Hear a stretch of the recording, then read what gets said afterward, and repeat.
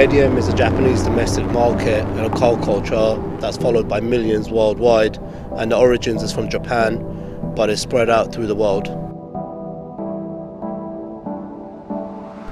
JapWestMods is a brand that I created to bring the best of Japan out to the rest of the world. It's all about Japanese ingenuity, craftsmanship and quality, and this is what we stand by and have lots of passion for. This Sylvia is built by a company called Spirit Re, based in Japan. It was first showcased in the Tokyo Auto Salon, and it hosts a number of custom-made parts, including the exhaust system, the air suspension, including the body kit.